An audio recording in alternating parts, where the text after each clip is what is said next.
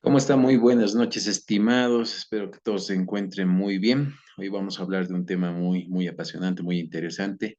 Esto es odontología del embarazo y realmente es muy importante saber mucho sobre este tema porque tenemos que aprender prácticamente a generar planes de tratamiento que vayan acorde a la necesidad del trimestre que vaya cursando el paciente en gestación, ¿no? Es un tema prácticamente muy bonito y vamos a dar inicio de esta manera.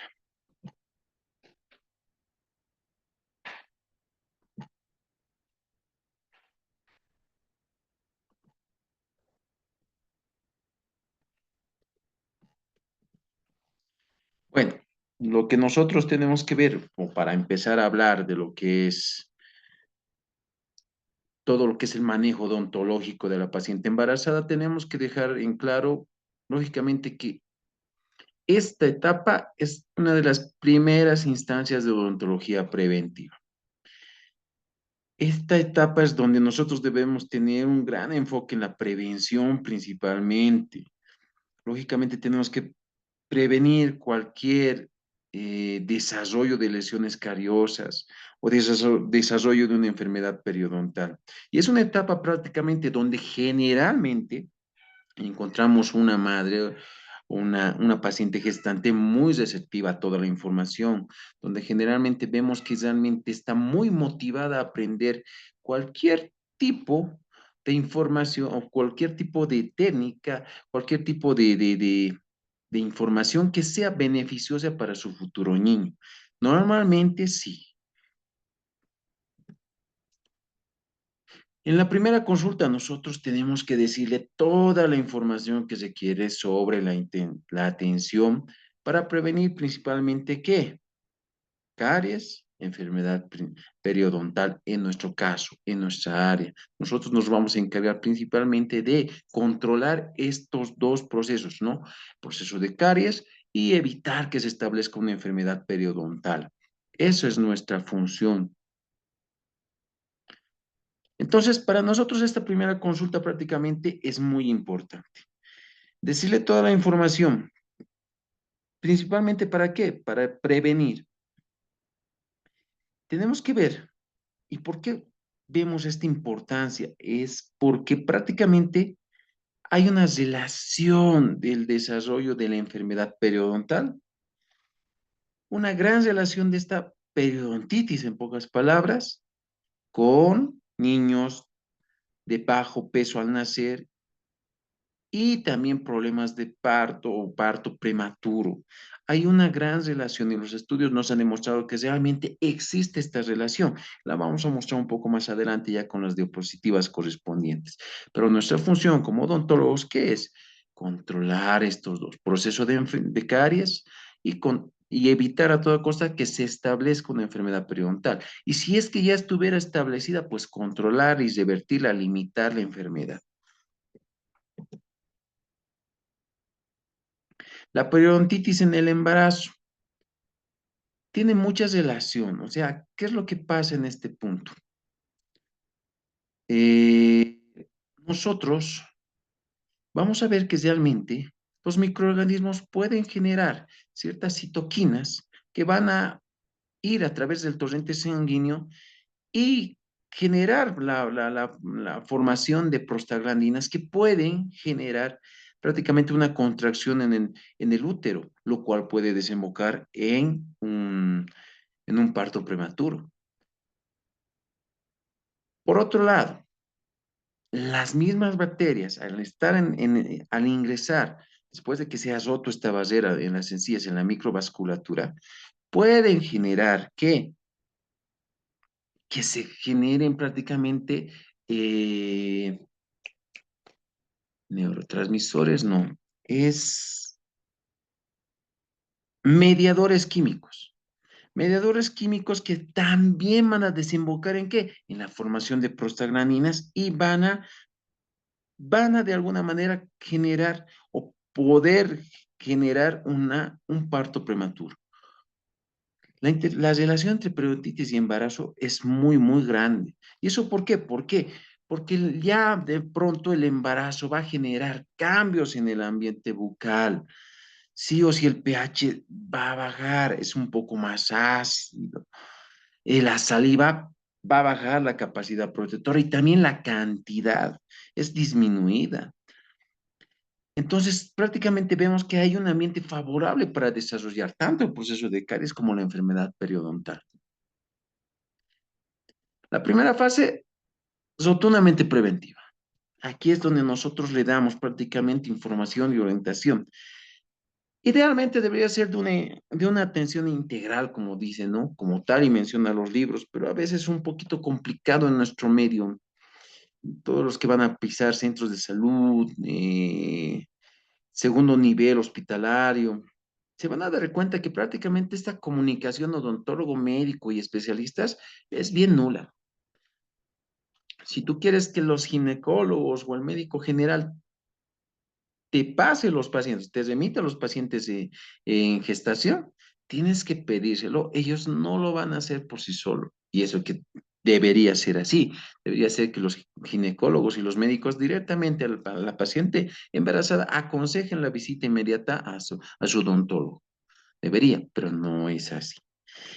Y una vez llegado el paciente a nuestras manos, pues nosotros, nuestra primera fase siempre va a ser motivación, educación, prevención.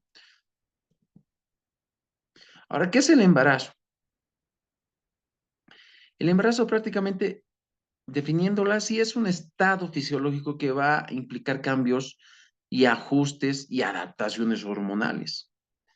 Y si hablamos de adaptaciones hormonales, cambios, vemos que realmente hay modificaciones en la parte fisiológica, pero también psicológica.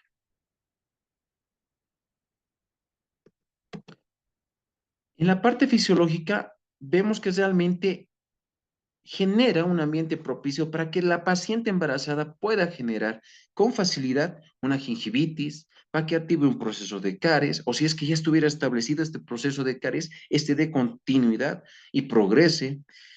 Por el estado o por los diversos cambios fisiológicos que presenta, tiene una gran posibilidad, proclividad a erosión dental. Se acuerdan que estos pacientes, por los cambios que se generan en el aparato digestivo, pues tienen esa tendencia a reflujo gástrico. Pueden generar tranquilamente un granuloma, pueden esta gingivitis seguir el curso y generar y dar curso a una periodontitis y aumenta la sensibilidad en estas pacientes. Hay mayor sequedad bucal, hay mayor sensibilidad, como les decía. Entonces hay un poco de cambio debido a esta cantidad hormonal, hay un poco de cambio en la microbiota oral. O sea, este cambio, esta cantidad hormonal hace que el ambiente prácticamente se altere y sea favorable para ciertos microorganismos. Y estos microorganismos, lógicamente, son más los que van a generar un ambiente mucho más ácido y en este caso pueden generar un proceso de caries. Hablemos de que realmente hay un, hay todos los factores para que se altere el medio bucal, lo cual va a generar ¿qué? Una disbiosis en la microbiota oral. Cuando hablamos de todos estos cambios hormonales, vemos que no solamente están en lo que es el embarazo. En una mujer, los cambios hormonales van a darse en la pubertad con gran aumento de producción de estrógenos, de progesterona. Lógicamente, va a aumentar el flujo sanguíneo en las encías y esto va a provocar prácticamente una inflamación y sangrado durante el cepillado. En el embarazo, los niveles aumentan, pero principalmente ¿de qué? Progesterona. La gingivitis, o sea, como hay un aumento de hormonas, este a nivel de encía permite que prácticamente sea más susceptible, más fácil de generar una inflamación. Inclusive es mucho más fácil de que los microorganismos rompan esta barrera y puedan llegar a nuestro torrente sanguíneo. Otra etapa donde vemos gran cambio hormonal es la menopausia.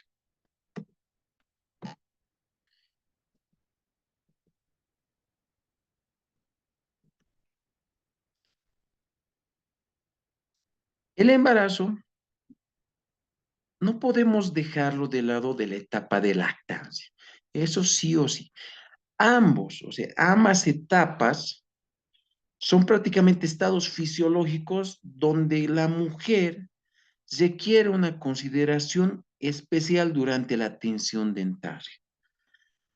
Tanto en el embarazo como en la etapa de lactancia, nosotros tenemos que tomar nuestros recaudos, tenemos que modificar nuestro plan de tratamiento.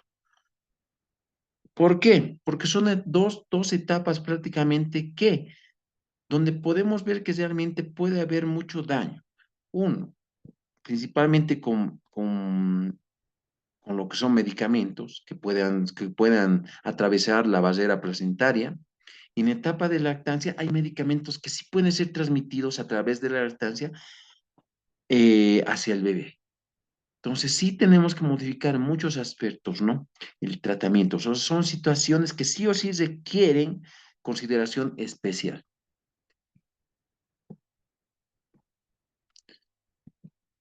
Entonces hasta aquí vemos que realmente estos cambios hormonales generan prácticamente un ambiente propicio para que se establezca un proceso de caries y periodontitis. La periodontitis es muy complicada, puesto que tiene una relación a generar partos prematuros y niños de peso bajo al nacer. Entonces, nuestra función, ¿qué es? Sí o sí controlar estas dos enfermedades principalmente. ¿Por qué? Porque evidentemente hay otras enfermedades que puedan generar o se puedan dar curso en un paciente embarazado, como lo que es la hipertensión arterial, que vamos a hablar un poquito de eso ahora, y lo que es diabetes, que también tenemos que mencionarlo. Pero, ¿quién se va a encargar de controlar estas dos enfermedades? Lógicamente, los especialistas correspondientes, el endocrinólogo y sus médicos internistas.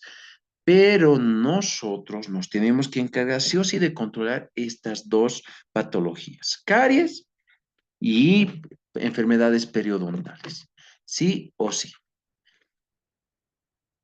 Ahora, hay un aspecto muy importante, como decíamos, así como hay cambios fisiológicos que alteran el medio bucal, también hay cambios psicológicos. Esto debido a qué? A la carga hormonal. Pero también hay que ver desde el aspecto psicológico que mm, no todas son al principio yo les decía que todas las madres prácticamente vienen muy receptivas y quieren escuchar y saber mucho para poder tener un parto feliz y tener un hijo sano y demás. Sí, la mayoría sí. Pero hay pacientes que realmente están cursando por otro tipo de situaciones que pueden ser problemas en familia, situaciones económicas, parto o prácticamente embarazos no deseados, y de cosas. Y me ha tocado verlo. Pacientes donde realmente pedían o me decían, ¿no? Que realmente no querían. No las veías nada motivadas. ¿Y por qué es tan importante esta parte psicológica? Porque prácticamente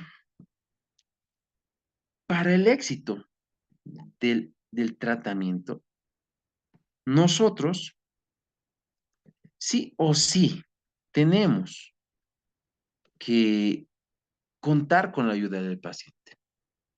De nada sirve que nosotros hagamos muchas cosas, expliquemos muchas cosas, si el paciente no nos va a colaborar.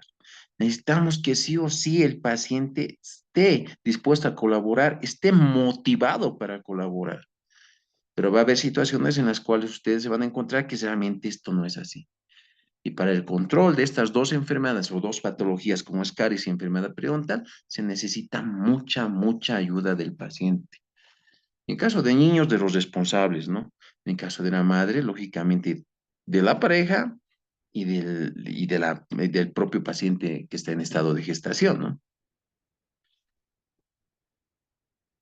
Hay que ver también que prácticamente una madre embarazada, así como tiene mucha recepción, también viene con muchos miedos y ansiedad. Y eso principalmente ¿a qué? Al tratamiento odontológico. ¿Por qué? Porque se imaginan que prácticamente el uso de rayos X, fármacos, anestésicos, puede generar problemas en su pequeño y durante todo el proceso de gestación. Y la verdad es que sí, mal manejado puede generar muchos problemas. pero no se le puede negar la atención al paciente.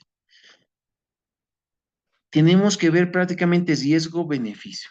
Y es algo en lo que nosotros tenemos que tener mucho énfasis en educar y enseñar, que realmente podemos ver que hay pacientes que se aguantan dolores durante todo su embarazo, todo por no tomar los medicamentos, por no tener contacto con anestésicos, por no tener contacto con los rayos X, sí, hemos visto. Pero habría que ver riesgo-beneficio, ¿no? ¿Qué le ha causado más estrés y ansiedad? ¿Esos episodios largos y continuos de dolor? O tal vez o sería tal vez mejor tener un profesional que sepa manejar muy bien y en qué etapas manejar este tipo de fármacos o algunos exámenes complementarios como los rayos X, ¿no? Porque realmente si vemos riesgo-beneficio, el dolor continuo, los episodios continuos van a causar mucho más daño en el proceso de gestación al niño, en formación.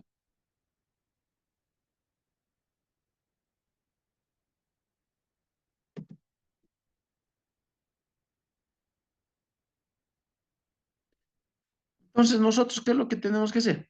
Realizar acciones y adecuaciones para conservar un estado de salud y contrarrestar las manifestaciones durante las diferentes fases de esta evolución fisiológica, que es el embarazo y etapa de lactancia. Entonces, como decíamos hace rato y como les expliqué en la teórica de cariología, nosotros tenemos que contrarrestar esa disbiosis. Y con más razón ahora que el medio es favorable para que se dé esta disbiosis, tanto para el proceso de caries como enfermedad periodontal. O sea, las condiciones en el medio bucal se están dando favorables para una disbiosis. Y nosotros tenemos que saber revertir esta disbiosis para llegar a una disbiosis donde haya una armonía en la microbiota bucal. Pero como que nos están dando mucho, mucho, mucho palo, porque solamente el estado hormonal, o sea, pensar que la mujer es embarazada, me está causando un cambio de ambiente ya tanto en saliva, en el pH, me está causando un cambio de ambiente tanto en la parte gingival, que es el periodonto de protección. Ahora, si a esto yo le sumo que el paciente es proclive a generar diabetes gestacional e hipertensión, pues lógicamente el ambiente bucal va a ser mucho más alterado y más favorable a qué? A generar disbiosis. Y esto va a generar enfermedad o patologías como caries, enfermedad periodontal. Entonces, como que tengo que pelear mucho. Por eso les decía, la parte psicológica es muy importante porque no voy a poder lograr o ganar esta batalla si es que no tengo la colaboración del paciente. Entonces, tengo que motivarla, tengo que educarla. Es la única manera. Y lógicamente tengo que educarme yo para poder hacer un buen plan, una buena planificación de acuerdo a la necesidad del paciente y de acuerdo a la etapa que esté cursando del embarazo.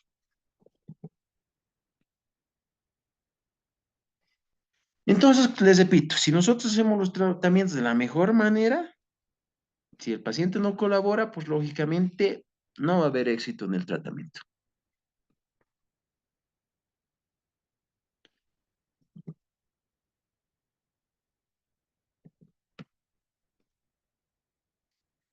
Las enfermedades bucales, y ahora pasamos otra vez a la parte fisiológica, dejando de lado un poquito lo que es la parte psicológica. Las enfermedades bucales inflamatorias crónicas, en estas enfermedades prácticamente hay una liberación continua de mediadores químicos inflamatorios que van a influir de manera directa en el proceso del embarazo. Sí o sí, tenemos que ver que estas enfermedades inflamatorias generan citoquinas y también mediadores químicos. Y ambas pueden generar o sea, van a generar prostaglandinas que van a causar prácticamente una contracción en el músculo a nivel del útero que puede desembocar en ¿qué? Parto prematuro. Entonces, la relación del embarazo periodontitis está a través de ¿qué? De estos mediadores. Sí o sí. esta relación prácticamente es bidireccional. Una va a agravar a la otra, ¿no? O sea, el aumento de las concentraciones plasmáticas de diversas hormonas y enzimas, pues lógicamente va a permitir, o sea, o va a causar que las enfermedades preexistentes, tanto en el periodonto como en las o lesiones o en la superficie dentaria, puedan ser agravadas, ¿comprenden? Por otro lado, estos mismos mediadores químicos pueden, bueno, van con seguridad que aumentar lo que es la resistencia a insulina. Y eso lo vamos a ver en la parte de diabetes. Entonces, como les decía, cuando hay una infección remota, como lo que es una periodontitis, lo que sí o sí se hace es una producción de citoquinas. Y eso es lo que tenemos que sí o sí recordar para luego entender lo que está pasando también en la relación de enfermedad periodontal con diabetes. Sí o sí hay una producción de citoquinas que van a generar prácticamente, o sea, van a diseminarse hasta la cavidad uterina y pueden generar, ¿qué? Síntesis de prostaglandinas. ¿Ok? Esta producción de citoquinas y mediadores químicos prácticamente van a llegar a la cavidad uterina y van a generar síntesis de prostaglandinas. Esta es una opción. Y estas prostaglandinas, ¿qué van a hacer? Contracción en el músculo uterino, lo cual puede desembocar en parto prematuro.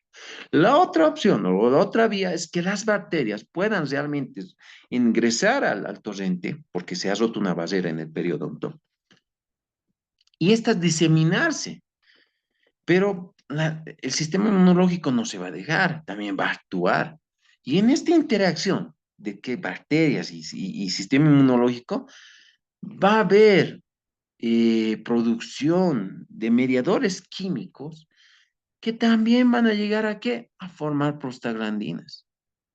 Estos mediadores, esta interacción de esos productos por la interacción de bacterias, sistema inmunológico, van a llegar a la membrana placentaria y van a generar la producción de prostaglandinas, que lo cual va a desembocar en una contracción del músculo uterino y esto va a desembocar en un parto prematuro.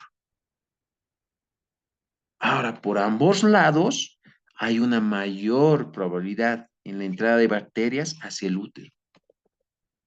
Y estamos hablando de infección remota como lo que es una periodontitis. Por eso es que le estamos dando tanta importancia a este punto y por eso le estoy repitiendo que sí o sí en un paciente un paciente en estado de gestación, sí o sí tiene que ser controlada esta enfermedad, como también el proceso de caries, ¿no? Pero principalmente la enfermedad periodontal. El ambiente es favorable para que se dé esta enfermedad. Nosotros tenemos que estar motivando al paciente para que nos ayude y nosotros haciendo una buena planificación para controlar esta enfermedad.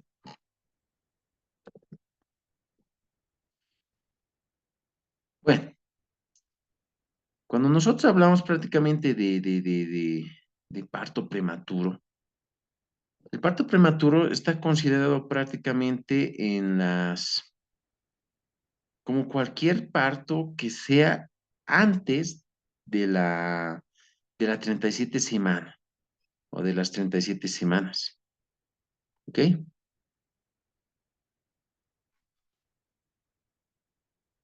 Hemos visto la relación prácticamente de estas dos, de la enfermedad periodontal con el embarazo. Y como les decía, tanto por una vía que las bacterias van a generar mediadores químicos o las citoquinas van a generar igual que los mediadores químicos, la elaboración de prostaglandinas, que van a desembocar en ¿qué? Contracción del músculo uterino y esto desembocar en un parto prematuro, sí o sí. Entonces, el parto prematuro o aborto bajo estas circunstancias, si se dan de cuenta, funcionan como un mecanismo natural de defensa, un mecanismo ante la amenaza de una peligrosa complicación del embarazo. Prácticamente funciona como un mecanismo que trata de asegurar la supervivencia de quién? De la madre, expulsando al producto. ¿Por qué? Porque hay una posibilidad de que estas bacterias puedan causar una sepsis.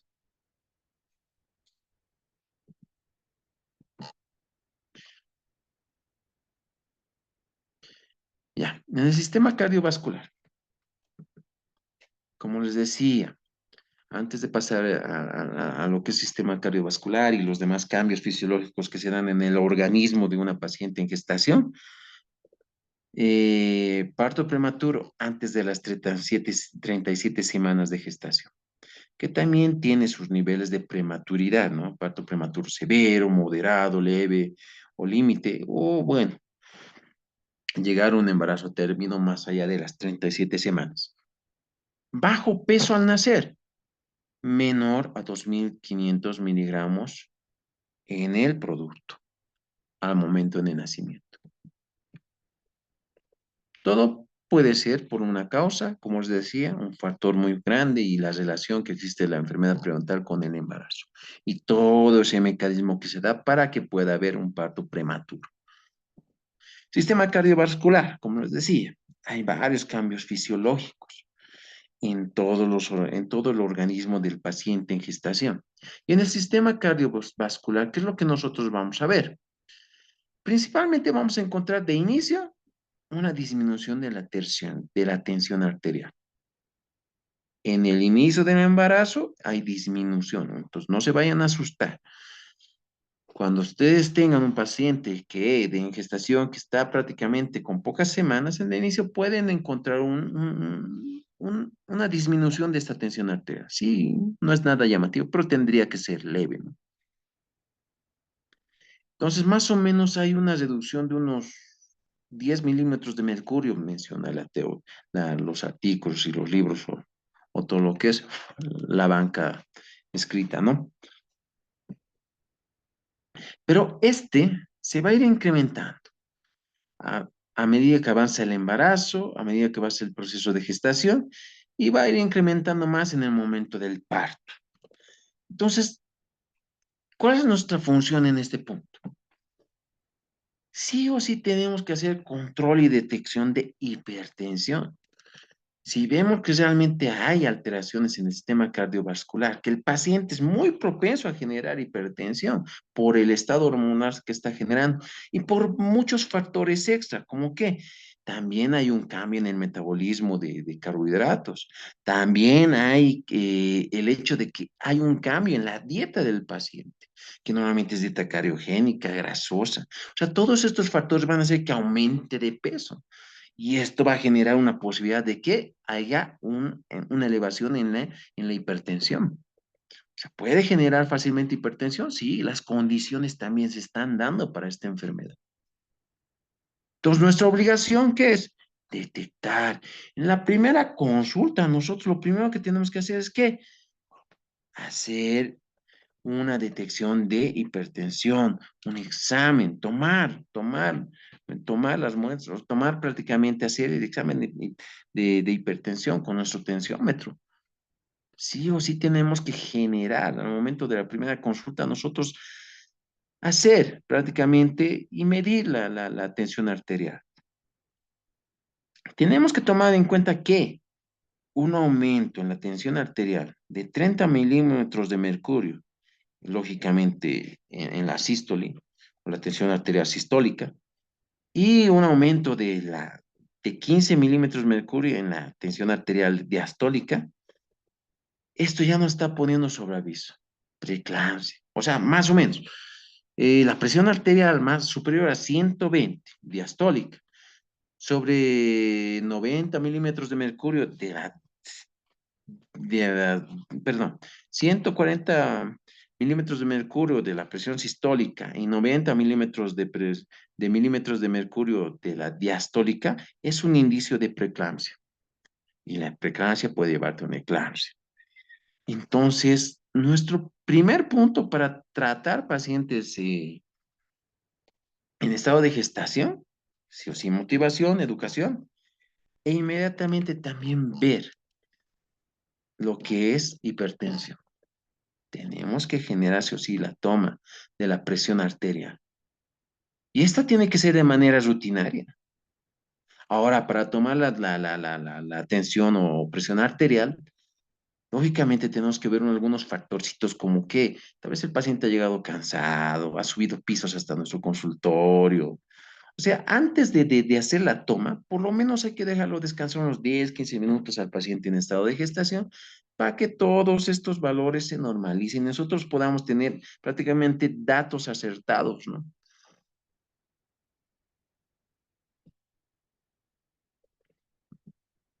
Entonces, como les decía, un aumento en la presión arterial sistólica mayor o igual a 140 milímetros de mercurio y un aumento en la presión arterial diastólica igual o mayor a 90 miligramos de mercurio, esto sí o sí nos está diciendo que hay posibilidad de preeclampsia. Se ha elevado la presión arterial. Y si es que acaso está fuera, mayor a 160 milímetros de mercurio en sistólica y mayor a lo que es 110 milímetros de mercurio en la diastólica, esto ya es sí o sí un estado hipertensivo severo. Entonces estamos entrando a una eclampsia, ¿no? Donde podemos ver hasta un paciente convulsionando. Entonces, sí o sí, nuestra función, controlar. Primero, a veces, como les digo, ¿no? Nosotros los odontólogos somos los primeros prácticamente en ver estos cambios, ¿no? Porque a veces en los centros de salud y demás no se dan la molestia de hacer una toma de presión arterial, o lo hacen tal vez por falta de tiempo, no sé, pero sí vemos que realmente nosotros a veces somos los que prácticamente descubrimos un inicio de diabetes, un inicio de presión arterial alterada. Entonces, sí o sí tenemos que estar preparados para hacer una buena toma de presión arterial. Ahora, los signos y síntomas de la preeclampsia, evidentemente, como les decía, una presión arterial mayor a 160, 110, ya no está diciendo que hay una preeclampsia y está yéndose a eclampsia. Proteinuria. Y la eclampsia sí o sí está asociada prácticamente a lo que es que a la proteinuria, o sea, presencia de proteínas en la orina, pero también como no puede estarlo, dice, pero va a haber afectación de órganos blancos, ¿no? O sea, es una patología que puede complicar mucho el embarazo. Aumenta sí o sí, esta patología ha aumentado mucho la mortalidad, ¿no? De lo que es la mortalidad materna.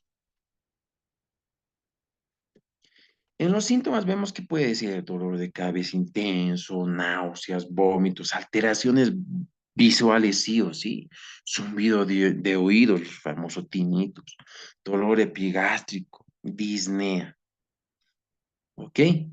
Entonces, vemos que realmente hay muchos factores. O sea, los signos y síntomas están en esta diapositiva. Pero ahora vemos los factores que pueden llevar a una preeclampsia. En primer lugar, lógicamente, está el hecho de ser el primer embarazo, o sea, por primera vez embarazada. Si tienen antecedentes familiares de preeclampsia, y es que todo esto tenemos que recopilarlo en la historia clínica.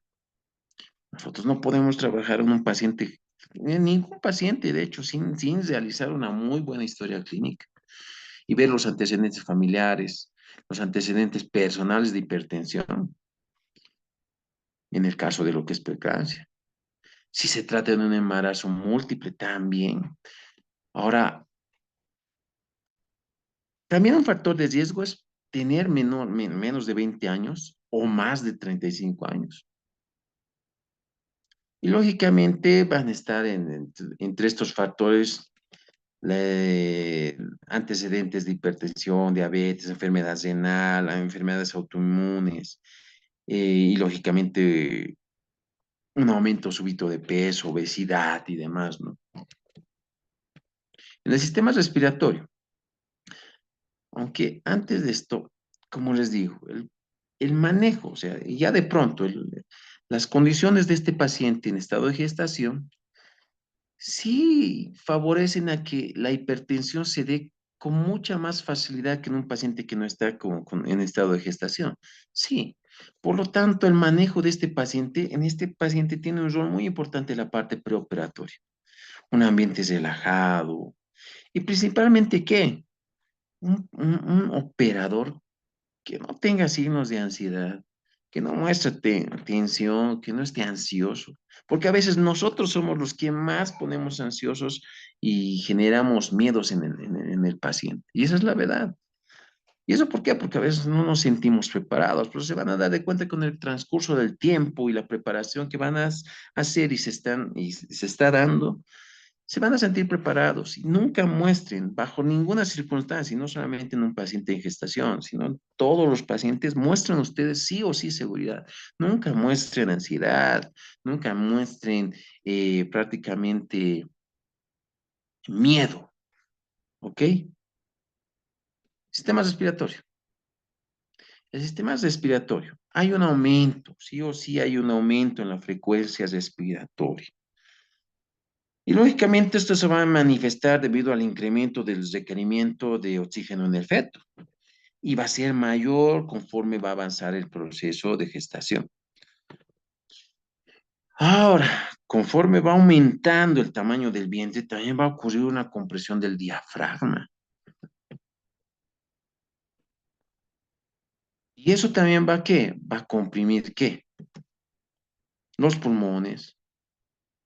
Todo este crecimiento del vientre prácticamente va a reducir el espacio. Por eso en el último trimestre normalmente se puede observar disnea fácilmente. Camina un poco y ya está. Signos de cansancio, es disnea, ¿no? Y principalmente se va a ver en una posición supina. Y de ahí es que realmente vemos nosotros si hablamos del síndrome de hipotensión supina. ¿Por qué nos interesa esto a nosotros como odontólogos? Recuerden que nosotros también trabajamos en un paciente en gestación en esta posición supina. Y tenemos que ver qué posiciones vamos a tomar en el sillón para evitar este posible síndrome de hipotensión supina. En nuestro sillón dental tienen que tener ciertas inclinaciones, que lo vamos a ver un poquito más adelante. Pero, ¿qué es el síndrome de hipotensión supina? Prácticamente esto se genera por una disminución del gasto cardíaco, originado ¿por qué? Por la compresión del útero. O sea, este útero sobre la vena cava inferior, como lo vemos en el gráfico. Como está echada sobre su espalda en posición supina, todo ese peso se va. ¿A qué? A obstruir, a apretar lo que es la vena cava inferior. Lógicamente, esto va a disminuir el retorno venoso y esto va a provocar signos, síntomas de choque, como puede ser taquicardia, hipotensión, mareos, náuseas, y puede llegar a desembocar en una pérdida de conciencia. Entonces nosotros, y principalmente una paciente después de la semana 28 de gestación, no podemos realizar tratamientos en una posición supina. Tenemos que sí o sí ver la manera de que su posición sea un poco más inclinada, un poquito más sentada, y que de alguna manera en nuestro sillón podamos generar algún tipo de cojín que eleve la parte derecha del paciente y haga que el paciente esté más inclinado y apoyado en su costado izquierdo. Ya lo vamos a ver en el sillón.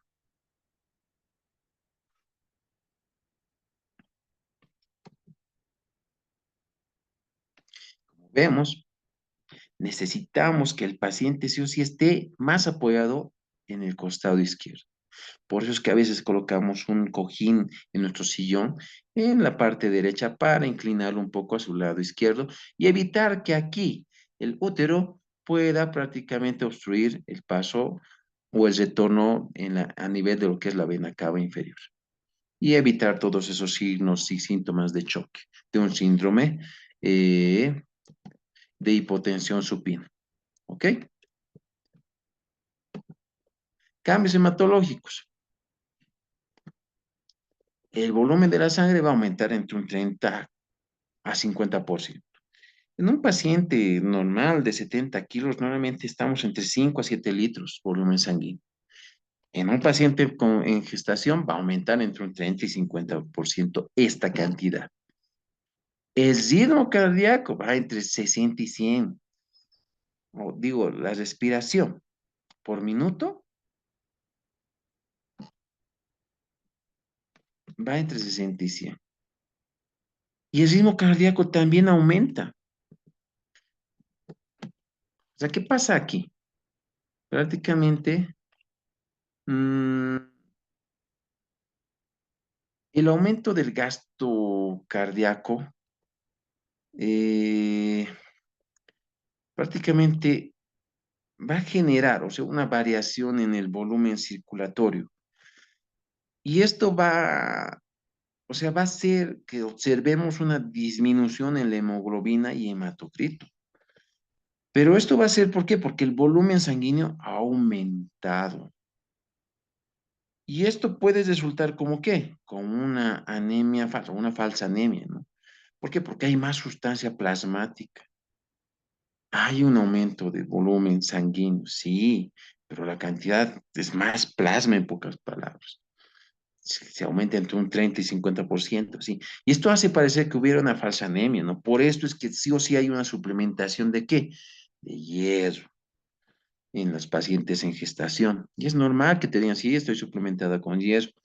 Pero lo de malo del hierro es que sí o sí tiende a causar estreñimiento. Ya de pronto el vientre está comprimiendo el aparato digestivo, la paciente tiene varios cambios fisiológicos.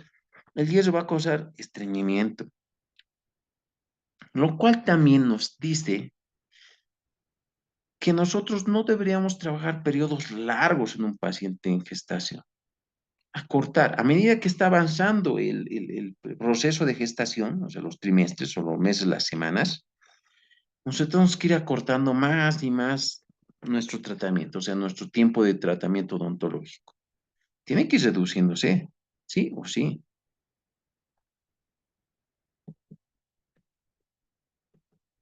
Antes de que pasemos al otro.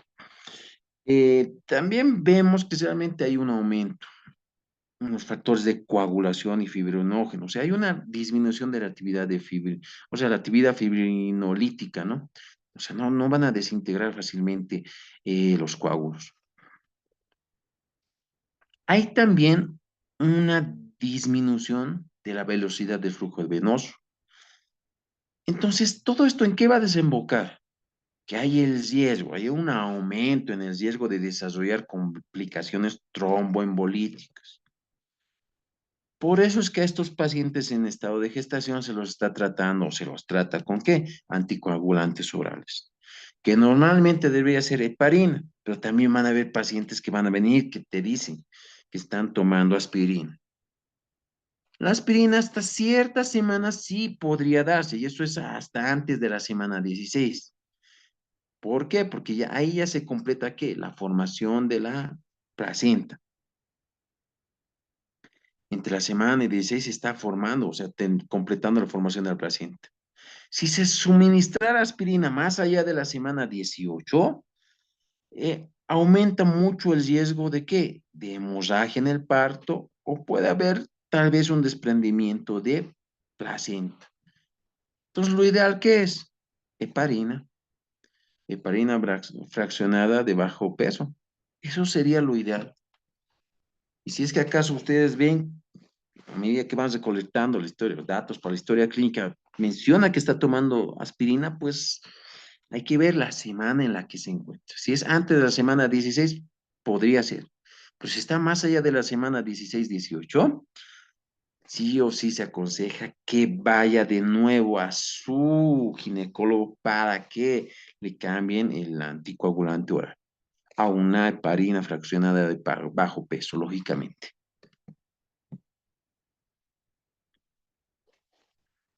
Cambios en el metabolismo de carbohidratos. ¿No? Lindo sería que cambien de esta manera, ¿no? A comer más fibra, a comer más alimentos saludables. Pero la cruda realidad es que no. Hacemos una ingesta mayor y más rica en qué? En grasas, en sal, azúcares. Esto va a generar, lógicamente, ¿qué? Sobrepeso. Y este sobrepeso puede generar, ¿qué? Presión arterial. La vuelve más susceptible a generar una diabetes, diabetes gestacional. Si se dan de cuenta, las enfermedades no están aisladas una de la otra. Desde la enfermedad periodontal que tiene relación con la diabetes, la hipertensión que tiene relación con la diabetes, que el embarazo tiene relación con todas estas enfermedades porque les da un ambiente favorable para que se establezcan y se generen. Entonces, estas enfermedades no están aisladas una de la otra. Una ayuda a la otra, como vemos, como habíamos visto en el caso de la periodontitis y la diabetes, ¿no ven? Entonces, sí o sí, este paciente en sus cambios de metabolismo de carbohidratos, ¿qué es lo que pasa? Prácticamente aumenta la necesidad de insulina. Y lógicamente podría esto desembocar en un estado de diabetes o prediabetes o diabetes gestacional, ¿no? Y si es que el paciente ya tenía antecedentes de diabetes antes del embarazo, pues lógicamente va a desembocar en una diabetes, que el ambiente se está dando favorable a que esta enfermedad se genere.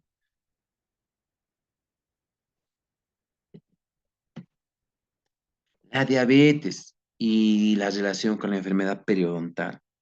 Habíamos visto que cuando hablábamos de la enfermedad periodontal, habíamos visto que en esta enfermedad inflamatoria se forman citoquinas.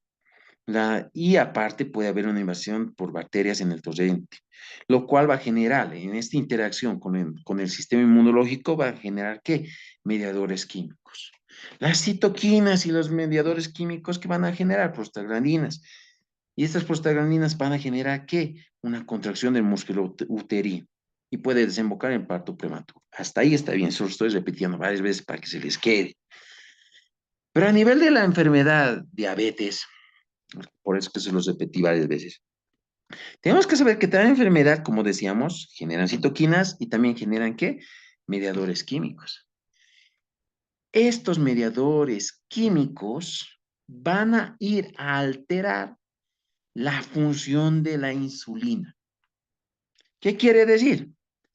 Estos mediadores químicos van a llegar a estos receptores de la célula, en la membrana celular, donde debería estar ingresando la insulina, porque es un receptor de insulina, van a venir y afectar y van a invadir, van a tomar esta posición y no van a permitir que la insulina realice el trabajo de abrir la llave a la glucosa y que ésta pueda ser formada o transformada en glucógeno o energía. Entonces, si la insulina no hace su trabajo por culpa de los mediadores químicos, el nivel de glucosa sube. Por lo tanto, la diabetes se establece con mucha más razón. ¿Comprenden?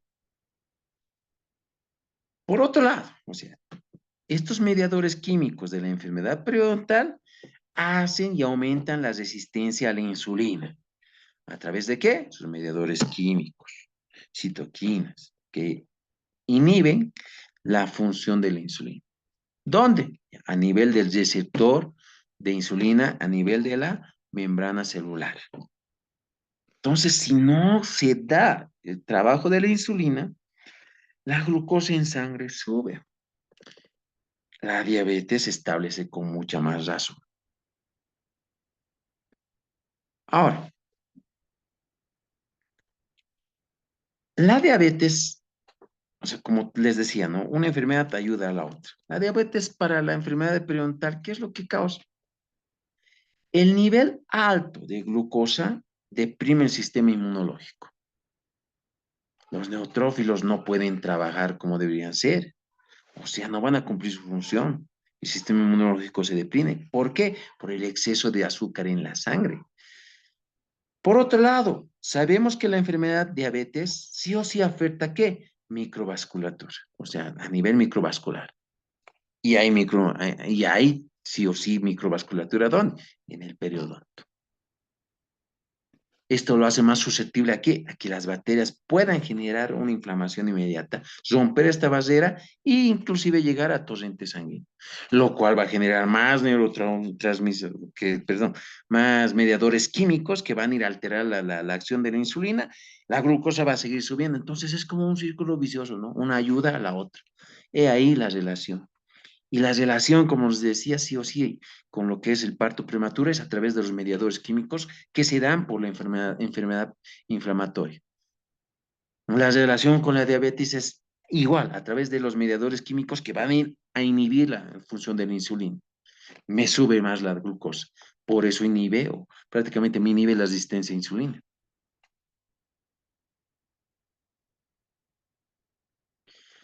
Algo que también tenemos que ver, que la diabetes, aparte de trabajar en la microvasculatura, también va a disminuir la función de las glándulas salivales menores y también a veces mayores. Entonces va a haber menor flujo de saliva y recordemos que la saliva es el principal protector de las piezas dentarias, el principal protector de los tejidos de bucales. Entonces, como les decía, también sigue dando más ambiente para que se establezca una enfermedad periodontal. Como les digo, nuestro deber es que controlar este proceso, esta enfermedad, evitar que se establezca esta enfermedad. Esa es nuestra función como odontólogos frente a un paciente eh, en estado de gestación. Porque quien se va a encargar de controlar la diabetes, su endocrinólogo. La hipertensión, su médico interno. Nosotros somos a veces los que damos la señal de alerta, los que descubrimos que está en un inicio de diabetes, que ya hay signos de hipertensión, sí somos nosotros, por eso es que nosotros somos los que remitimos a los especialistas. Nosotros somos los que primero deberíamos generar una toma acertada de presión arterial para ver si hay riesgo en el paciente de que genere preeclampsia y eclampsia. Y nosotros somos los primeros que en la historia clínica deberíamos recabar datos para eliminar la posibilidad de que este paciente pueda o tenga diabetes. Ya. Entonces, ¿cómo vamos a hacer para el diagnóstico? Lógicamente, historia clínica, eh, polidipsia, polifagia, poliuria, ¿no? Los tres signos clásicos. Y todavía aquí no hablamos de pérdida de función porque si es que es una diabetes gestacional, tenemos que recordar que esta va a ser solamente por un periodo, ¿no?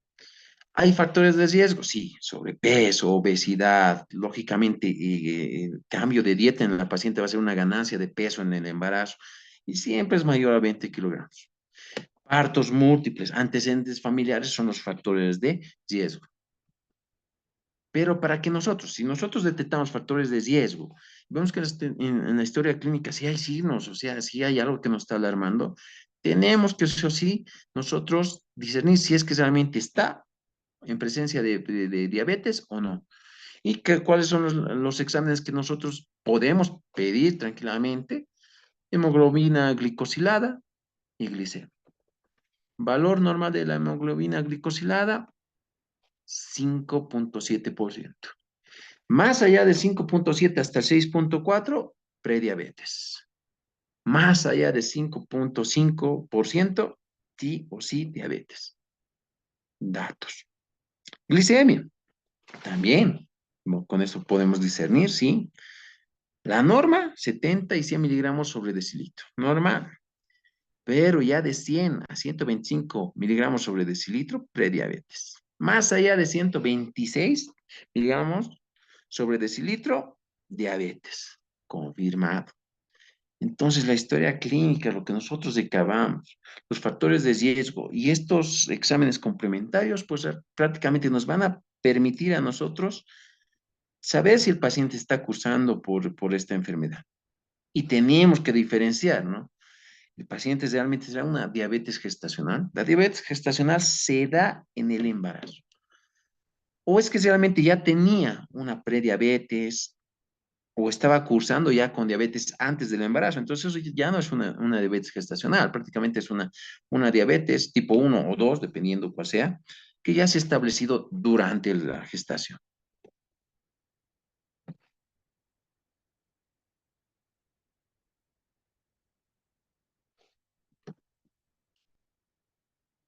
Como les decía, nosotros a veces somos los que hacemos la detección temprana de estas enfermedades diabetes y hipertensión. Es lo común a veces. Ya, los cambios digestivos. Cambios digestivos. Aparte de que realmente hay un cambio de dieta y hay un cambio en el metabolismo, o sea, hay una alteración en el metabolismo de carbohidratos, la madre se ocia en el sistema digestivo. ¿Qué es lo que pasa? Sufre un incremento de producción de ácido gástrico. Dalo por hecho. hay una disminución también de los movimientos peristálticos. Estas madres sí o sí van a presentar y van a sufrir de qué? Náuseas, vómito. Entonces, hay un aumento del reflujo. ¿Por qué? Porque hay una presión gástrica. ¿Debido a qué? Crecimiento del útero, crecimiento fetal. Entonces, prácticamente hay una compresión de los órganos. Y este es el flujo prácticamente un poquito como que nos limita en la administración de fármacos, ¿no? Que tiene mucha tendencia este paciente a que si nosotros le damos un paracetamol, que es el ideal prácticamente para manejar la parte de analgesia en un paciente embarazado o en un paciente en gestación, eh, pueda vomitar, ¿no? Todo, ¿por qué? Por estos cambios digestivos, ¿no? Y como les decía, aparte de estos cambios digestivos, la compresión, el crecimiento del útero, hay un aumento de peso. ¿Por qué? Por el cambio de dieta. ¿Por qué? Porque hay una alteración en el metabolismo de carbohidratos, lo cual siempre va a desembocar en aumento de peso, aumento de presión arterial, riesgo para lo que es generar diabetes gestacional. Radiografías durante el embarazo. Las radiografías, o sea, sí, ese es uno de los grandes miedos del paciente, ¿no? Aunque los estudios demuestran que prácticamente para generar un efecto teratógeno de, en el producto o en el feto, tendrían que tomarse muchas radiografías. Se habla más o menos de entre 900 y 1000 para lograr la dosis teratogénica. Pero aún así, o sea, ¿y eso por qué? Porque lógicamente los aparatos actuales no tienen prácticamente la radiación que presentaban los antiguos, ¿no? Se ha bajado mucho la dosis de radiación. Sí. Dos, a pesar de que hay estudios que demuestran que realmente la dosis teratogénica tendría que ser alcanzada por muchas radiografías, pues aún se sigue aconsejando que en el primer y principalmente durante los primeros 10 días no se tomen radiografías. En el primer trimestre no se tomen radiografías. ¿Por qué? Porque es la etapa crítica, es la etapa donde se está formando prácticamente o se está dando la organogénesis, el periodo embrionario, ¿no? De las tres capas germinativas empiezan a formarse, ¿qué? A partir de la segunda semana y media empiezan a generar una histodiferenciación, una morfodiferenciación y una organogénesis. Y esto se va a dar prácticamente entre qué? Este, entre la cuarta semana y hasta el final de la octava semana, que es el periodo crítico. En el final de la octava semana, lo único que vamos a ver es la maduración, o sea, el inicio de función del corazón y del sistema circulatorio, lógicamente. Ya en el periodo fetal, que empieza desde la novena semana hasta las 36, 37, 40 semanas de gestación, es el periodo fetal. Entonces, si se dan cuenta, el periodo crítico está en el primer trimestre. Por lo tanto, los rayos X sí son considerados ¿qué? Eh, teratógenos, ¿no? Entonces, según los estudios, la dosis que tendría que causar un efecto teratogénico no es alcanzada por una o dos radiografías. Se necesitan muchas, muchas radiografías, al igual que radiografías panorámicas, ¿no? Entonces, poco probable, pero aún así nosotros en el periodo crítico no aconsejamos la toma de radiografías. Por lo tanto, en el primer trimestre no es aconsejable la toma de radiografías. ¿Ok? Ya en el segundo trimestre, lógicamente, ya se ha dado la organogénesis, sí, sí es que, pero también tenemos que valorar mucho que riesgo-beneficio, siempre, acuérdense de eso, valorar riesgo-beneficio. Si es realmente beneficioso, es mucho mayor el beneficio por el cual nos estamos exponiendo a este riesgo. Puede ser, hay situaciones clínicas en las cuales sí. Entonces, en un segundo trimestre sí puedo generar una radiografía, utilizar fármacos anestésicos locales, sí, eso es lo ideal, esperar el segundo trimestre, no tanto el tercer trimestre ni el primer trimestre, que son prácticamente los dos, el primero y el tercer trimestre, los trimestres más delicados, ¿no? Fármacos, como les digo. Este punto también es un poquito complicado, pero tampoco es que haya mucho donde perderse. Sabemos que en fármacos, lógicamente, hay medicamentos contraindicados, entre ellos, principalmente para nosotros, odontólogos, tetraciclinas, estreptomicina, barbitúricos y lógicamente hasta diazepam. Pero a veces vamos a medicar, y sí, necesitamos recetar algunos fármacos. ¿Y cómo vamos a saber qué fármacos recetar o no? Y ahí es donde vemos prácticamente la categorización de la FDA, que evidentemente eso es una categoría, o sea, una escala antigua.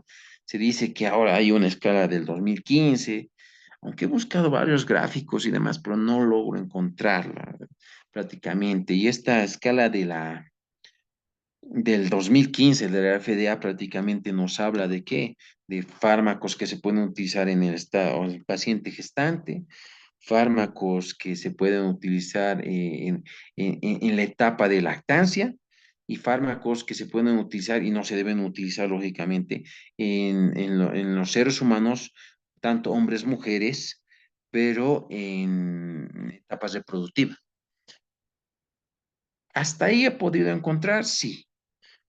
Pero si buscamos escalas de fármacos que son aconsejables, sí o sí vamos a ver esta categorización de la FDA y es la más utilizada hasta ahora y la que está vigente, donde sí o sí las categoriza en letras A, B, C, D, E, digo A, B, C, D y X, ¿no?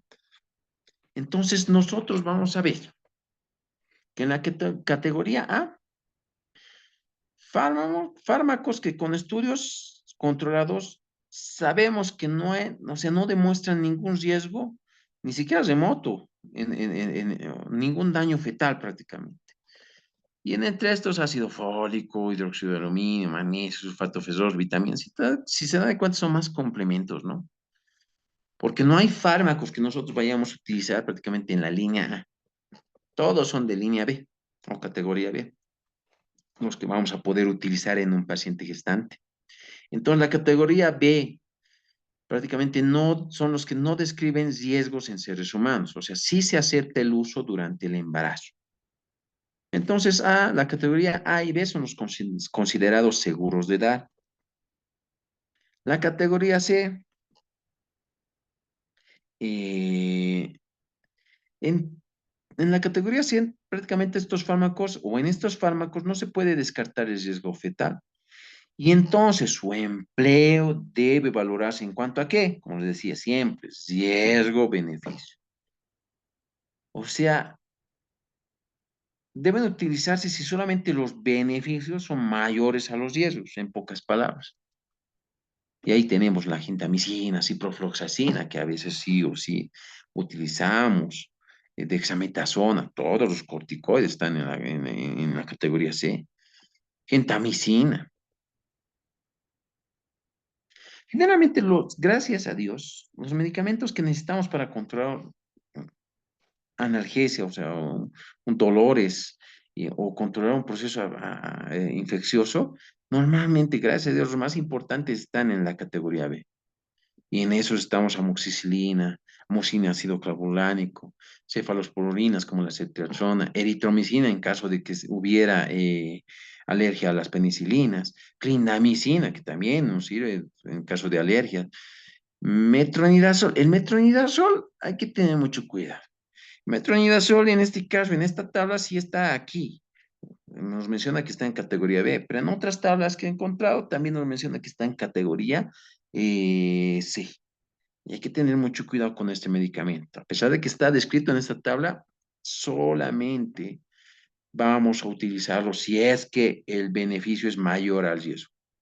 Insulina, lógicamente, para pacientes que tengan algún tipo de diabetes gestacional o ya una diabetes que se ha establecido tipo 1, tipo 2 antes del embarazo. Cetiricina, hidrato, ¿ya? Inhidrato. Pero la mayoría está en categoría B.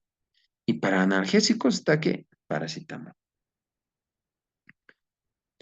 La categoría D prácticamente debe evitarse.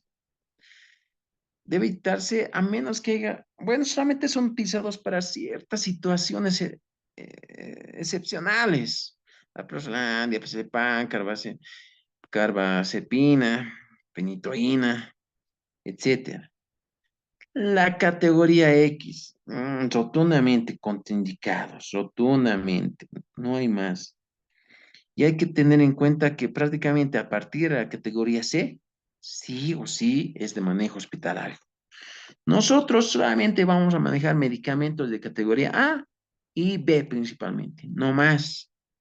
No podemos ir más allá. Todos los otros medicamentos C, D y hasta X son de manejo hospitalario, sí o sí es manejo hospitalario. No podemos ir más allá, o sea, no nos compete. ¿Qué quiere decir? Que nosotros no vamos a... Si tenemos un paciente que tiene prácticamente, o sea, que es muy complicado, está en estado de gestación, nosotros lo derivamos. No podemos tomar en nuestras manos cosas que no nos corresponden. Cuidado si esté metiendo en problemas por querer salucirse o querer tomar atribuciones que no deben, que puedan desembocar en problemas muy serios para ustedes. Nosotros solamente manejamos pacientes controlados, sí o sí. Y sí o sí tiene que ser de trabajo multidisciplinario. No puede romperse esa comunicación entre profesionales. Si en caso de un paciente en gestación con diabetes, el endocrinólogo sí nos da el visto bueno de tratar, bueno, con la autorización de él sí podemos generar. Pero normalmente esto va a pasar en un segundo nivel hospitalario, lógicamente, porque es lo que más corresponde. Si alguno trabaja en un centro de salud o en un hospital, pues sí, va a tener que hacer bastante interacción con o un trabajo multidisciplinario, ¿no? Pero en consulta privada, no, solamente lo que es seguro, muchachos, no más. No vayan no vayan más allá de sus límites, eso es la clave. Puede meterse en serios problemas, la verdad. Ya. Entonces, en cuanto a antibióticos, amoxicilina más ácido clavulánico sí puede ser utilizado en el embarazo. Y lo lindo es que también puede ser utilizado en la etapa de lactancia, porque les decía, no podemos separar lo que es el periodo de gestación y la etapa de lactancia. Estos dos tienen que sí o sí ser estados que tienen que ser considerados durante el tratamiento odontológico. Metronidazol, se dice que puede ser utilizado, sí, pero contraindicado en lo que es lactancia. Otro que utilizamos muy seguido nosotros, clindamicina, con precaución en ambos estados. Acitromicina, sí en embarazo y con mucha precaución en lactancia. Eritromicina, la alternativa, si es que hubiera algún tipo de alergia a penicilinas, eritromicina, ¿ok?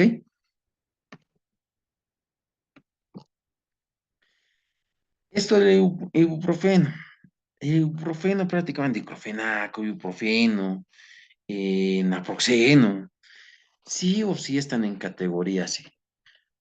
No se les ocurra a ustedes recetar ibuprofeno, por favor. No puede ser.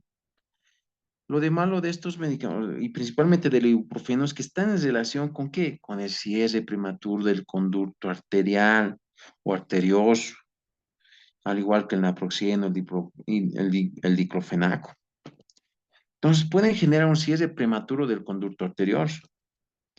¿Y esto qué es lo que va a generar? Una hipertensión pulmonar de inicio, ¿en qué? En el producto, en el niño. Entonces, no recetamos ibuprofeno prácticamente. Si nosotros necesitamos generar un fármaco como analgésico, sí o sí, el recomendado, paracetamol. En cualquiera de los 3 trimestres del paciente gestante. Paracetamol. Que evidentemente la acción analgésica de ibuprofeno en la dosis normal prácticamente es mayor del ibuprofeno, sí, un poco, tampoco mucho. Y la acción analgésica del paracetamol es menor al ibuprofeno, ligeramente sí. Por si yo quiero intensificar la acción analgésica del paracetamol, me voy a las dosis superiores. ¿Cuál es la dosis recomendada máxima en un día de paracetamol? Son 4 gramos, o sea, 4.000 miligramos. Dosis máxima en un día. Entonces, lo que yo puedo hacer para mejorar su acción analgésica es recetar 1 gramo de paracetamol cada 6 horas. Con esto yo voy a por lo menos mejorar la acción analgésica que tiene el paracetamol. Pero yo no puedo recetar ibuprofeno, ni la mezcla de ibuprofeno con paracetamol. El único analgésico que se recomienda en los 3 trimestres y que no tiene ningún riesgo es paracetamol. Lo único que hacemos es subir la dosis hasta la dosis máxima. No hay más. ¿Ok?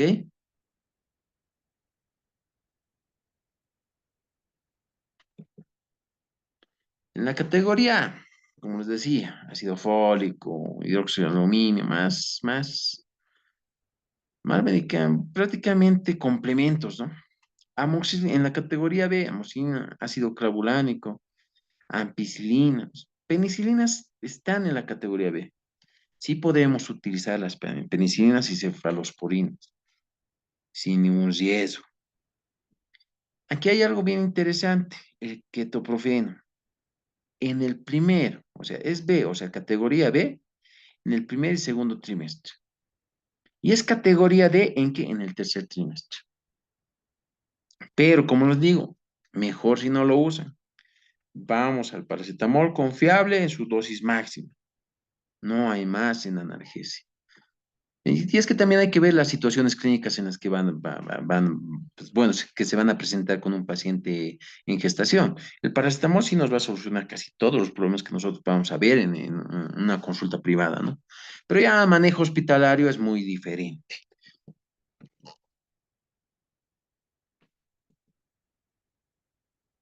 La anestesia local, eh, otro punto, ¿no? La anestesia local, ¿qué es lo? También es prácticamente lo que genera mucha ansiedad y miedo en los pacientes, en gestación, lógicamente, ¿no? Piensan que realmente esto puede generar mucho daño y evidentemente mal manejado puede generar algunos problemas en el proceso de gestación. No es que no, pero aquí tenemos que ver si o sí es riesgo-beneficio. Otra vez, como les digo, siempre hay que ver riesgo-beneficio cuando vamos a utilizar fármacos y vamos a utilizar anestesia general. Porque lo más común es que venga, que en un inicio, en un primer trimestre, venga un paciente con dolor de muela, una pulpitis irreversible, dolor, una sensación incómoda, una sensación dolorosa. Y a veces el paracetamol, o sea, que es el único analgésico en el que nos recomiendan utilizar en su máxima expresión, va a calmar y aligerar algo la molestia, sí, pero no va a solucionar el problema. ¿Y cuántas veces va a tener que tomar paracetamol? ¿Y cuántos episodios de dolor va a tener hasta que prácticamente el nervio colapse y muera? Y el dolor no es nada leve, es fuerte.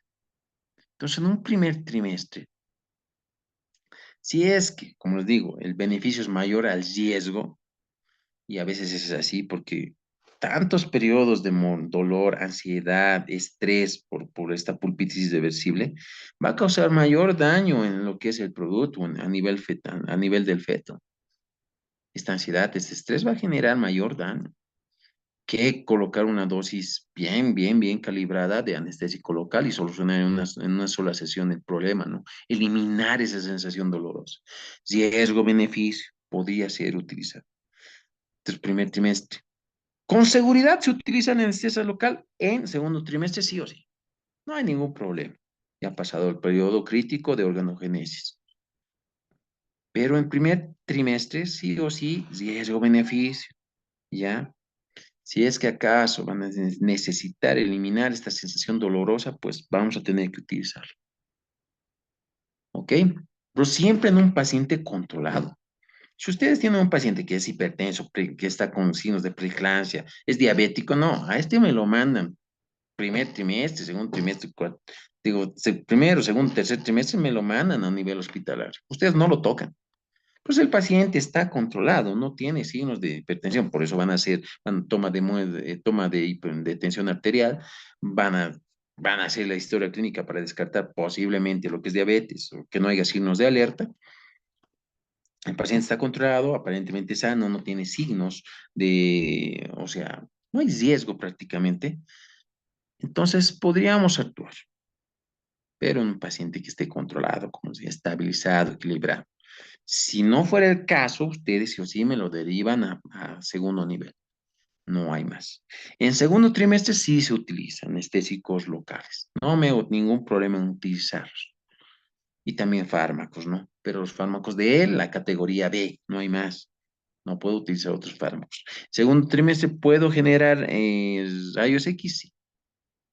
Entonces, el primer trimestre calmaría, eliminaría el paquete. En el primer trimestre elimina el paquete vascular nervioso, calmo el dolor, generaría una medicación intermedia hasta que llegue el paciente al segundo trimestre y podría sacar la radiografía y continuar la endodoncia. Siempre tomando en cuenta que los cambios fisiológicos en el paciente gestante me obligan a tener citas cortas, tener mucho cuidado en la posición del sillón. Por, ¿Ok? Entonces, lo que nosotros vamos a ver, riesgo-beneficio, siempre riesgo-beneficio, se los voy repitiendo bastante para que les quede. Ya. En el primer trimestre, ¿qué es lo que nosotros podemos ver? ¿Podemos trabajar en una posición supina? Sí, no hay ningún problema. Pero ya a medida que avanza la etapa de gestación, en el segundo trimestre, entre la 14, en 13 y 24 semanas, nosotros sí o sí ya elevamos el respaldar del sillón a unos 150 grados, se dice. Y entre la semana, o sea, y principalmente después de la semana 28, sí o sí tengo que tener un respaldar mucho más alto y colocar un cojín a este nivel. Acá, que eleve la parte derecha del paciente y lo haga inclinar un poco hacia la izquierda. ¿Para qué? Para que el útero no obstruya, no aplaste la vena cava inferior y no se den los signos de choque de un síndrome de hipotensión supina. ¿Ok? Entonces, esta es la posición según el trimestre, las posiciones de trabajo. Nosotros nos vamos a ir adecuando. En este caso, nosotros modificamos nuestra posición, ¿ok? De acuerdo a la necesidad, al periodo y a lo que necesite el paciente, ¿no? Como decíamos, nosotros somos los primeros a veces en identificar diabetes, hipertensión y somos los que vamos a derivar, ¿no? Pero nosotros sí o sí somos los que tenemos que controlar esta disbiosis, tanto para el proceso de caries y enfermedad periodontal. Porque como habíamos visto, la enfermedad periodontal sí o sí me puede causar un parto prematuro y bajo peso al nacer, sí o sí, puede generarlo, es un factor. Si a esto sumamos el hecho de que este paciente puede generar fácilmente diabetes, la enfermedad periodontal con la diabetes tiene mucha relación, se ayudan entre ambas. Y este paciente puede generar hipertensión por todos los cambios fisiológicos que tiene. Entonces es un poquito complicado. O sea, sí o sí es un trabajo multidisciplinario. Pero nuestra función es ¿qué? Controlar esta disbiosis. Tratar de revertir y llevar sí o sí a una nueva simbiosis o una simbiosis total, o sea, el equilibrio de la microbiota bucal. ¿Para qué? Para que no se den este proceso de caries ni se establezca esta enfermedad periodontal. Que vemos que realmente por la relación que tiene con estas enfermedades, realmente puede ser muy perjudicial para el paciente gestante. ¿Ok? Entonces, como les decía, nosotros tenemos que tratar de revertir. Esa es nuestra función. Esa es nuestra función. Controlar el proceso de caries, evitar que se establezca patologías como la periodontitis. Desde la gingivitis, lógicamente, ¿no? Evitar la gingivitis, evitar que esto prácticamente siga su curso a una periodontitis. ¿Y eso a través de qué? Motivación, educación, ver la parte psicológica del paciente, siempre generar una muy buena historia clínica para poder identificar cualquier signo de alerta de una posible diabetes o hipertensión arterial. Y si es que acaso es así, podemos, en el caso de diabetes, nosotros mandar a unos exámenes complementarios como hemoglobina glicosilada o glicemia Y lógicamente descartar hipertensión con nuestra toma de tensión arterial en nuestra primera cita. Antes de tratar al paciente ya tenemos que estar seguros de que no hay riesgo de nada y podemos generar nuestro tratamiento sobre lo que es revertir la disbiosis de estas dos patologías. ¿Ok? Como les decía, hay una relación muy directa del consumo de azúcar e incidencia de caries. Y estos pacientes que en gestación prácticamente son los que más alternan su dieta comiendo grasas, azúcares y sales. Otro punto muy importante, que la saliva, ya de pronto en un paciente en estado de gestación, la saliva sí se altera. Vemos un pH más ácido. Si normalmente el pH en un paciente normal es un 7.4, 7.6, en un paciente en estado de gestación prácticamente llega a 6.4. O sea, la saliva es más ácida, el ambiente es más ácido. ¿Favorable a qué? A una disbiosis. ¿Favorable a qué? A que se establezca un proceso de caries, a que se dé la patología periodontal. Tenemos que ver la manera de revertir esto. Y por eso es que aquí abajo, de nuevo lo volví a poner, ¿no? Terapia no invasiva de las lesiones de caries. Pero principalmente los cuatro pilares que involucran esta terapia no invasiva, que nos van a ayudar tanto en pacientes que no están en gestación y en pacientes en gestación con mucha más razón. Como les decía, el pH salival, el pH bucal en un paciente en gestación, sí o sí es menor que el normal, o sea, 6, 6.4, 6.6 está. Lo que quiere decir que este paciente va a generar un pH crítico en menor tiempo, esto por las condiciones bucales que se dan por el estado fisiológico del embarazo, en menor tiempo un pH crítico que va a destruir el tejido duro dentario. Necesita más cuidado, necesita mucho más cuidado, sí o sí. Entonces, cuando hablamos de estos detalles, de que realmente hay un ambiente favorable para que se establezca por proceso de caries y enfermedad periodontal, prácticamente tenemos que valernos de medidas. Y en todos los casos, sí o sí es esto, terapia no invasiva, asesoramiento en dieta y monitoreo. Se dan de cuenta que este paciente en estado de gestación, como les mencioné, tiene una alteración en el metabolismo de carbohidratos. Hay que hablar sobre eso. Tiene cambios a nivel de lo que es aparato digestivo, del flujo gástrico, más ácido gástrico, formación mayor de ácido gástrico, de flujos. Hay una compresión del diafragma. Entonces, que está directamente relacionado con qué? Con dieta, vómitos, náuseas. Entonces, sí o sí, esta terapia invasiva también, o sea, ¿funcionan los pilares para un paciente en gestación? Sí, y en todos los pacientes. Porque lo que nosotros tenemos que hacer es controlar el proceso de caries, evitar el establecimiento de una patología como la periodontitis, desde la gingivitis, lógicamente, ¿no? Evitarla. Entonces, el asesoramiento de dieta toma mucha relevancia en este caso. Control del biofilm. El ambiente de un paciente en gestación es más favorable a generar una disbiosis. Este paciente tiene que tener mayor control del biofilm. Entonces tenemos que concientizar, motivar al paciente para que tenga mayor higiene, mayor frecuencia en la higiene. Rotundamente si queremos evitar o si queremos controlar este proceso. Tenemos que ver que ya de pronto el paciente en estado de gestación disminuye y es más ácida la saliva.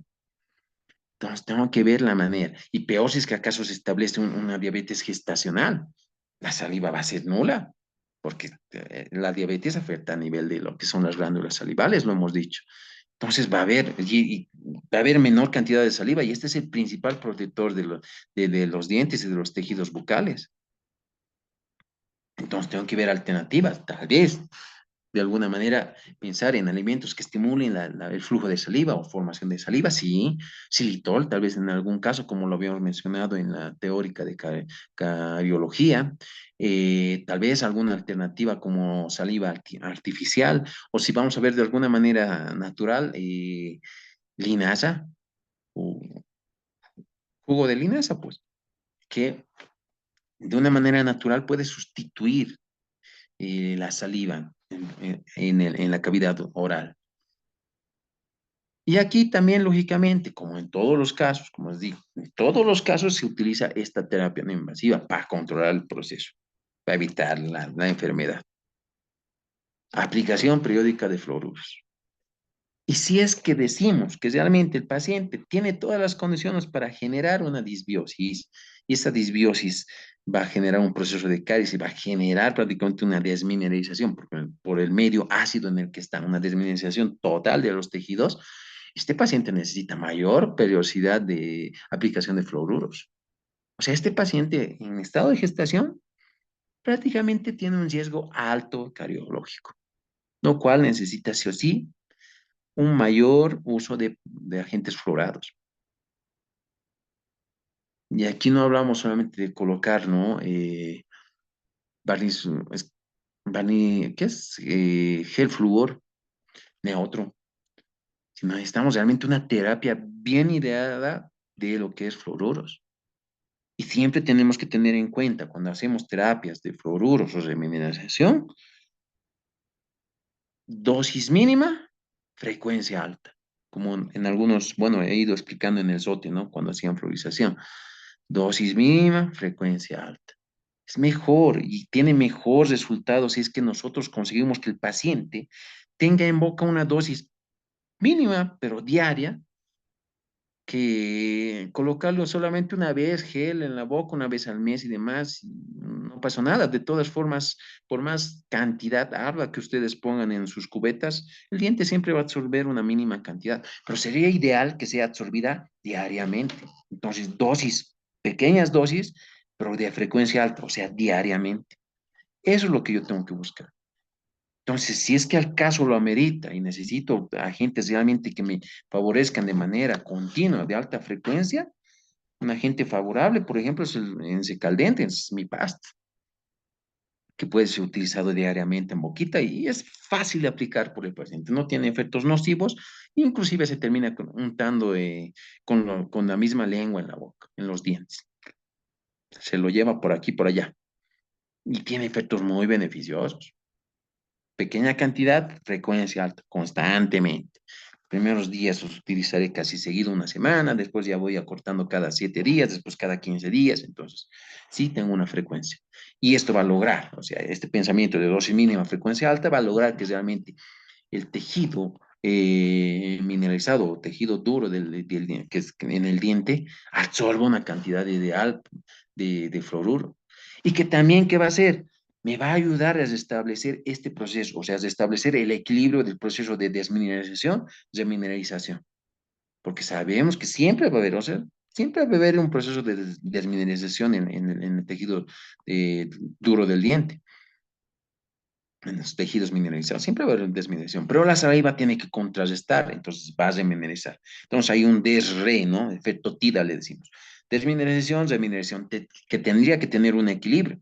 Si este equilibrio se rompiera, lógicamente el proceso de caries se establece. Hay desmineralización mayor y muy poca demineralización. Entonces, lógicamente, ¿qué? Los tejidos van a terminar siendo afectados. Entonces, la aplicación periódica de fluoruros en un paciente en gestación es primordial. Barnices, uno de los mejores que yo puedo recomendar, las cápsulas de 13, muy buenas. Se colocan una vez al mes. Y si se adhieren durante este tiempo, están pegados ahí en el diente, generando lo que es qué, dosis mínima, frecuencia alta. ¿Comprenden? Entonces, para hacer terapias fluoradas, sí o sí hablamos de dosis mínima, frecuencia alta, que sería lo ideal. ¿Ok? Entonces, estos cuatro pilares de terapia no invasiva aplican en todos los pacientes y con más razón, ¿en qué? En un paciente en estado de gestación por el ambiente generado por estos cambios fisiológicos que se dan en el organismo del paciente gestante. Aplican con mayor razón. ¿Ok?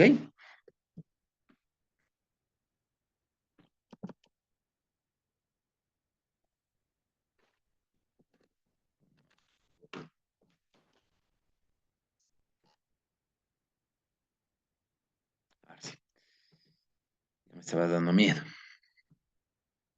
Bueno, como les decía, entonces la terapia mínima, no, o sea, no invasiva aplica en todo. Estos cuatro pilares tienen que ir para controlar el proceso de enfermedad, de la enfermedad.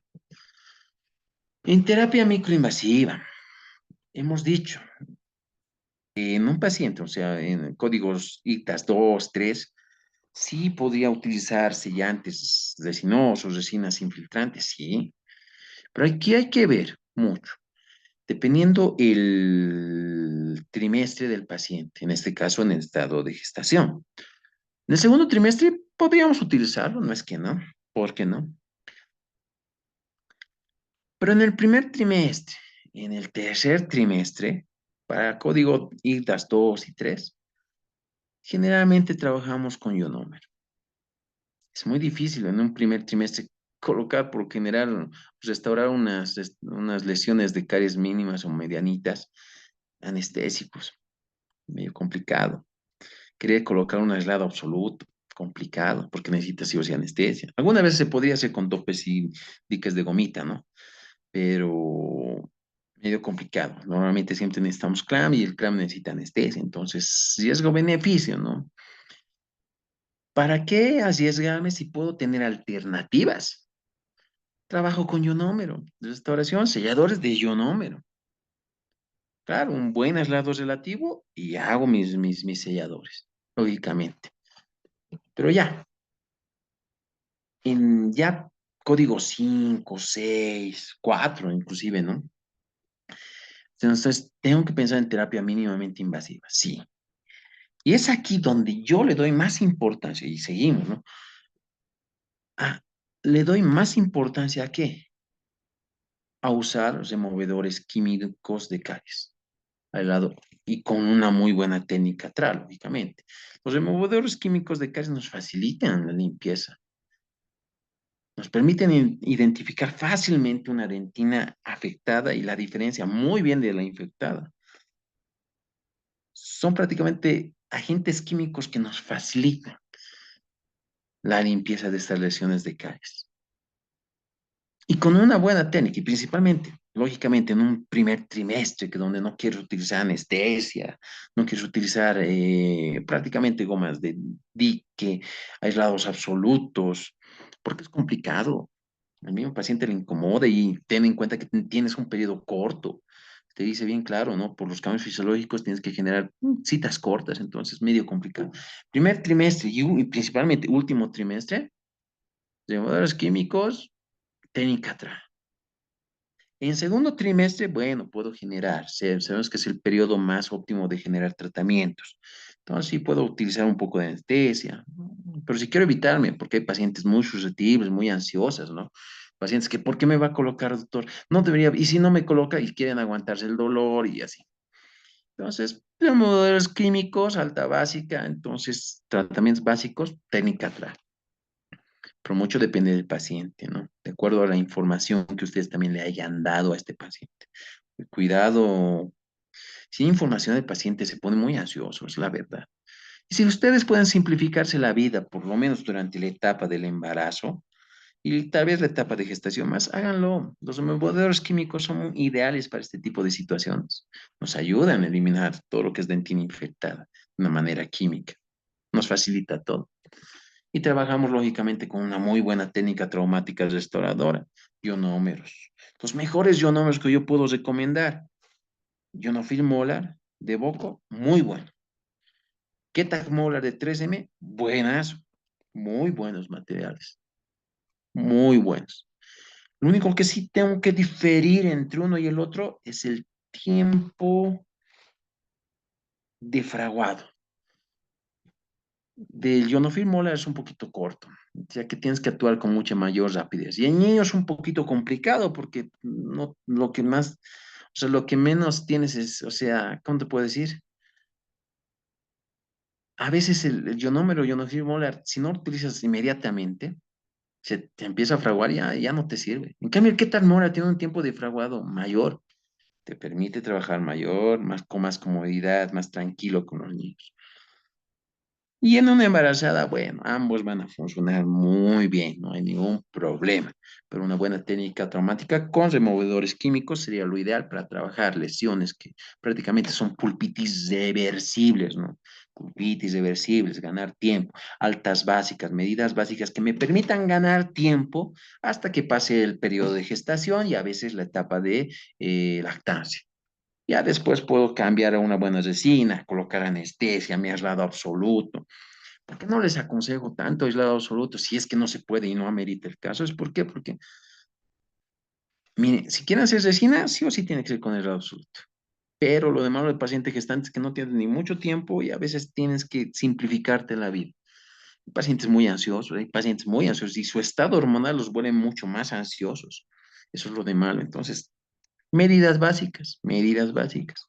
¿Se puede utilizar? Sí. A veces los tratamos como niños, sí, los tratamos.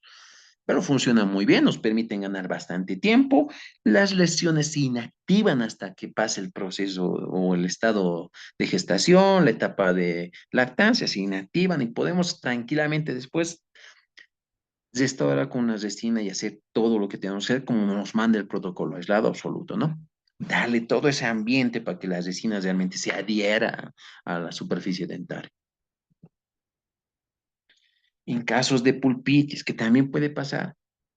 Y como les decía, nosotros solamente vamos a trabajar en pacientes que estén controlados, que no tengan presencia o signos de alarma de diabetes y hipertensión, preeclampsia en todo caso, ¿no? Si en un primer trimestre viene el paciente, y como les decía, ¿no? Con con una pulpitis reversible y bastante sensación dolorosa, riesgo-beneficio, siempre. ¿Cuán beneficioso es arriesgarnos a colocar anestésico en este trimestre, primer trimestre principalmente, que es la etapa crítica? Es mucho más beneficioso que soportar largos periodos de dolor, estrés y ansiedad. Eso le va a causar mayor daño al feto, al producto. Entonces, una medida bien controlada puede ser menos nociva que largos periodos de ansiedad y de dolor. Entonces, un primer trimestre hay que ver siempre riesgo-beneficio. Como decíamos, el único analgésico que nosotros podemos utilizar es prácticamente el paracetamol. No se recomienda más. No hay mezclas de ibuprofeno, paracetamol, ibuprofeno. Hemos hablado que no se le puede dar naproxeno, diclofenaco, no. Solo paracetamol, repito.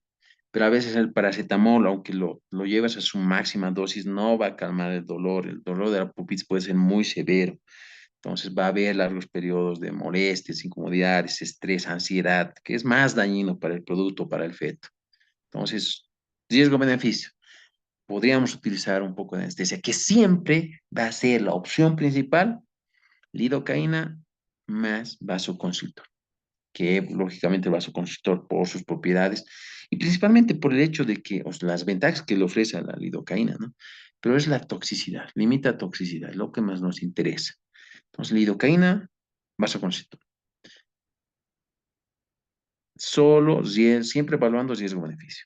En segundo trimestre puedo utilizar, no me hago tantos rollos, se puede hacer mucho en segundo trimestre, pero siempre en tiempos y periodos cortos. Tercer trimestre, les aconsejo máximo trabajar hasta el séptimo trimestre si es que el paciente está bien controlado. Después mándelo nomás, todo es hospitalario, no se arriesguen. Tercer trimestre es muy complicado en los pacientes en estado de gestación, por favor, ¿ok? Entonces, el paciente en gestación tiene sus pequeñas modificaciones en el tratamiento. Hay muchos detalles que tenemos que tomar en cuenta. Tenemos que ser muy detallistas en nuestra historia clínica, principalmente para evitarnos problemas, tener a la mano prácticamente todos los accesorios para poder hacer prácticamente un, un buen recojo de lo que es o sea, una buena técnica de lo que es la tensión arterial, ¿no? Vamos a generar prácticamente muchos recaudos en cuanto a fármacos, anestésicos y demás. pero ya siempre guiándonos en qué, las categorías de la FDA. Son pequeñas cosas que podemos ir hablando.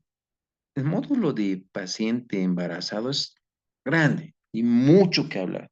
He tratado de resumir lo más sencillamente posible en estas 2 horitas, como para que podamos entender que realmente lo principal es que nuestra historia clínica, es nuestra historia clínica, principalmente es saber hacer una historia clínica y conocer muy bien los tiempos donde sí podemos actuar y con qué podemos actuar.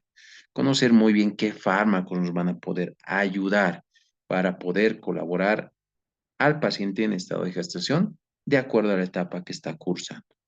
¿Ok?